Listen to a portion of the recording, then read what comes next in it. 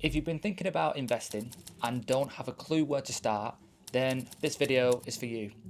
I'll show you exactly how to invest your first pound, what to buy with it, where to buy it, and more importantly, what to do when the stock market starts having a bit of a wobble, because all stock markets have wobbles. There'll be no complicated jargon, definitely no get rich quick rubbish, just a simple, easy plan that anybody can follow. I remember being at my nan and granddad's, and every single lottery day, my granddad would refresh the teletext to get the latest numbers for the lottery. And he would put on £10 a week, £5 on a Wednesday and a £5 on a Saturday. If he had instead invested that £10 a week, what do you think that would be worth today? I'll show you before the end of this video. Hi, if we haven't met before, my name's Ben. I'm a self-employed solo house cleaner from Greater Manchester. I am not a financial advisor, I'm not a millionaire. I'm just somebody who started investing and has made plenty of mistakes and slowly built myself a bit of financial freedom. When I say getting rich, I don't mean Lamborghinis, I don't mean private jets. I just mean having enough money to decide you want to have a day off in the week, you only want to work a 4-day, 3-day week, or you don't have to worry that your boiler's breaking or where the next bit of money is going to come from for a car repair. To me, that's how I define being rich. I grew up on a cancer estate. I actually thought that people bought houses for cash, didn't even know a mortgage existed. That's how much I knew about finance and money when I got my first job. One thing I did understand was working for money. The more hours you work, the more money you would get paid. But I didn't know how to make that money work, or I didn't even realise I could make that money work alongside me. There are no stupid questions here, because if no one ever teaches you, then how would you ever know? So 3 quick checks before we invest our first 10 quid. Are all your bills covered, your essential bills? Do you have an emergency fund for, let's say, your car breaks or your boiler breaks? And are you at a debt, excluding the house? Any high interest debt needs to be paid. And it doesn't mean that you failed if you can't do the 10 quid now. It just means that your starting point's different. So start right there, but when you've got these things, 3 things covered, come back to this video and we'll go from there. Investing is money you can perhaps leave alone for the next 5 to 10 years to ride the market's ups and downs. So if I was starting from scratch, here's what I'd do. I'd open an ISA, pick a fund, make it automatic. That's the 3 steps. So let me just show you what that looks like. The first thing that I would do is open a stocks and shares ISA. This confused me for ages. The ISA is just the account, it's not the actual investment itself. So picture a shoebox. The shoebox is your account, and now you're going to put stuff into the shoebox. This means that all of the stuff inside your shoebox is tax-free.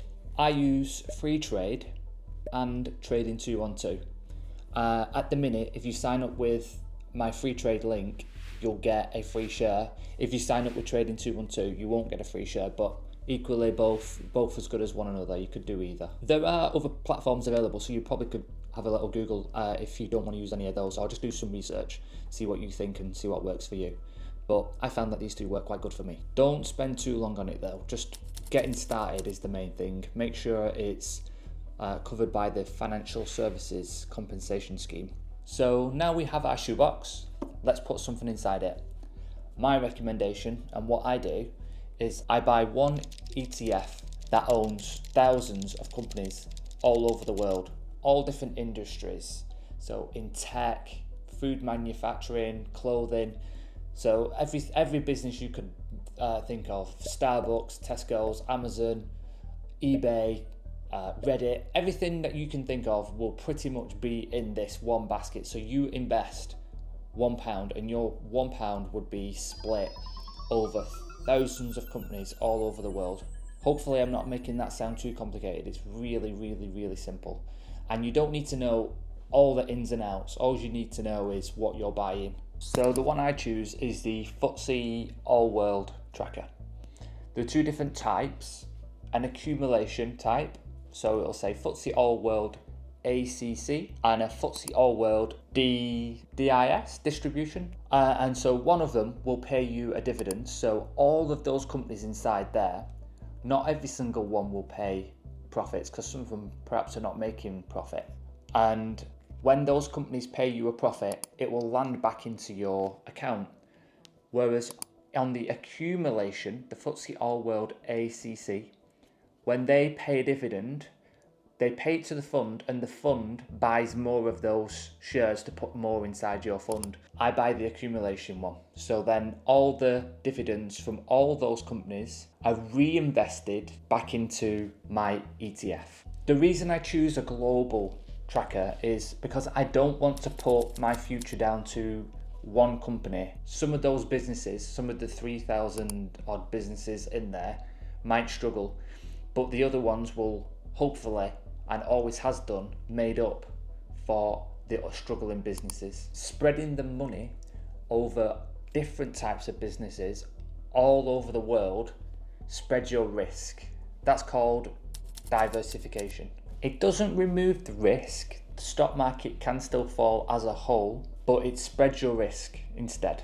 When I first started investing, I didn't always buy a basket of stocks, the ETF FTSE All-World. I actually picked individual stocks because I thought that I would be better at picking them than somebody picking the global stock market. But there are people out there that do this as a full-time job. They will pick funds, they will run a fund, they will find all of the stocks that they think are going to do well. A lot of those people will still struggle to outperform the FTSE All-World because it's just such a difficult thing to do. Somebody who might do well one year because they have a lot of knowledge in AI, that knowledge is great, and they might understand the companies that are going to do well in this next year or two, but in 2 years' time, the most important thing that people are invested in could be something completely different, and the person running the AI fund doesn't know what the next big thing will be. So it's very hard for somebody over many years to beat the FTSE All-World. So that's why I invest in that. Because when I try to pick funds, I can actually see how well or how bad I would have done compared to the FTSE All-World, and I would have been £8,000 better off in my free trade account if I had just picked the FTSE All-World rather than trying to be very clever. Lesson learned. Don't make the same mistake as me. One thing that's easy to forget is when you're investing, it can just look like numbers on a screen, but you're actually buying pieces of real businesses that actually make real money. So when somebody buys an iPhone or a MacBook or a Starbucks, the people that own that business, the shareholders, which you would be if you invest in the stock market in the company, get paid a part of those profits. So for every iPhone that's sold, a small piece of every single iPhone profit will be going back to you in the form of a dividend, or because Apple is making a lot of money and potentially going to make even more money, the price of the company will rise and you will own a small piece of that company, so your share will be worth more money.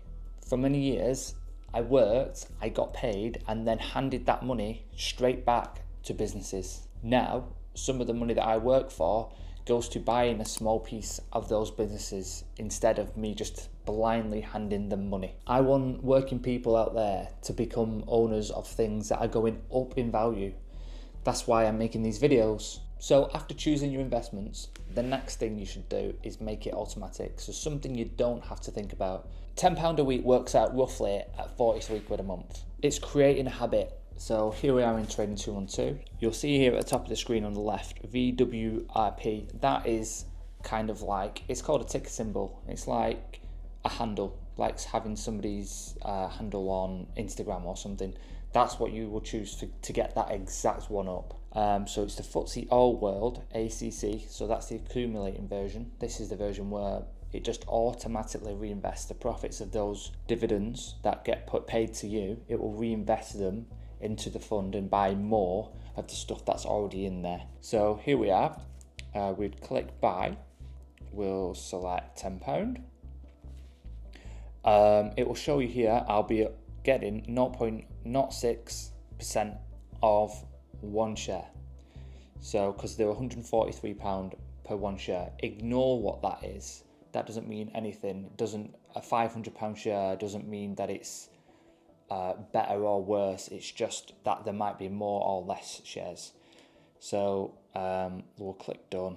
We'll review that order, send order, continue. You bought that. So as simple as that. That's how quick and simple it is to invest £10. Ideally, you would set that up perhaps to invest £10 a week or £40 a month. And if you can invest more than £40, you should try and do that. But if you can only afford a couple of pounds a week, maybe do £2 a week. Whatever you feel comfortable with, whatever you can afford. The most important thing is just getting started and creating a habit of investing regular. And once you feel a little bit more comfortable and you get comfortable with whatever you're paying per week or per month, you might then think, oh, I can maybe afford to put an extra £2 a week on, or an extra £5 or an extra £10 a week. So we have account opened, fund chosen, payment automatic. Perfect, that's all we need. So what happens next? Here's the bit that nobody likes to hear. Not very much will happen when you first get started. This is a get rich slow scheme. This is not a get rich quick. You'll invest a 10 quid a week and then you'll be in 2, 3, 4 weeks with 30 quid thinking, is that it? Like a 10% return on 10 quid is only a quid, and 10% would be a decent year. So it's a slow burn. Wealth looks completely underwhelming at the beginning. The first goal is proving that you can do this regular. You're learning the account and you're learning what to do when things go the opposite direction to the one where you want them to be. Stocks don't always go up, they sometimes go down, and it's just learning how you will react in that situation. One day you will log into your app and your money will have gone down. It doesn't always go up in a straight line. So let's say you put your 2.5 months in and you've got 100 quid in there and it goes down to £90. What are you going to do? Are you going to think, I need to take this money out before it goes down even more? Or are you just going to stick with the long-term plan thinking, yeah, I didn't need this money now anyway. This is a 5, 10 year, 20 year plan. I'm just going to leave it in there. I felt that complete panic, and that is completely normal. I think anybody who has ever invested has felt that exact same panic thinking, am I making the right decision? Which is the reason I think it's best to start small. It's easier to feel the loss of £10, let's say you're at 100 quid and it goes down to 90, than the loss of 100 grand. So if you put 100 in, it goes down to 90, then you've lost £10,000. Somebody who is experienced would think that's completely normal, and they understand that the stock market goes up and down. Whereas if this is new to you, then that might come as a massive shock, and the worst thing you could do would be to sell out. This first stage is not about becoming financially free. This first stage instead is learning how not to panic when things don't go the exact way you want them to go. Prices move, the stock market goes up and down. It doesn't mean the companies inside the ETFs are falling apart. Don't blow up a long-term plan for a short-term market move. You shouldn't also look at the stock market falling as a bad thing, because when the stock market does fall, you're actually buying all of those businesses at a cheaper price than you bought them last week. So if your plan is to hold them for the next 5-10 years, if you buy them at a cheaper price, perhaps you invest a little bit more, and I know it's easier said than done, because when the stock market is falling, the hardest thing in the world is investing more money. I know that. The ultimate goal is not that you shouldn't feel panicked. The ultimate goal is when you do feel worried and panicked, that you don't sell out. We don't bid our houses up and down daily. We don't look at our houses and think, how much are they worth today versus yesterday? So remember when I said about my granddad buying lottery tickets at £10 a week since the lottery started? Well, the lottery started in 1994, so that's 32 years. And if you'd have invested £10 a week for the last 32 years in the FTSE All-World, which has got around 8% annual return, some years much better, some years not as good, but on average it's an 8% return, the figure would be 72,500 quid. And of that 72,500, how much do you think was the £10? 16,640. So of the 72,500 quid, £55,850 would be return, free money. So that money has more than tripled. So that's just an illustration. Nobody will get exactly 8% a year, but some years will be worse, some years will be better. But that's just to show small amounts of money over long periods of time can make massive amounts of money. Most people will think, what's the point investing £10? Well, hopefully that just shows that £10 actually can turn into something. And £10, fingers crossed, would just be the starting point. And over time, as you got more comfortable with investing, you would increase that. Maybe you get more comfortable, you want to do £100 a month and then £200 a month until somewhere that you feel like you're comfortable with and you've got enough of your bills covered and you've got your emergency fund covered and something that you can afford without actually not enjoying your life today. You don't need to understand everything about stocks and shares to start investing. Ignore all the headlines because they're a little bit clickbaity. They'll only focus on negative news. Should you sell? Should you get out of the stock market? Are we on the edge of a financial collapse? It's all that kind of stuff just to get people to click the articles. Quite negative stuff. Read them, but don't act on them. You just carry on with your plan. Honestly, it's been a long slog to get to where I am today. So I have made some mistakes and there were things that I didn't fully understand. And at times I thought I was cleverer than I actually was. But slowly, my money started working alongside me. And today, I'm not somebody with a private jet, but I am somebody that does have choices. Choices to cope when something goes wrong and the choice to have a day off to make videos like this. Money doesn't just buy stuff, it buys you options.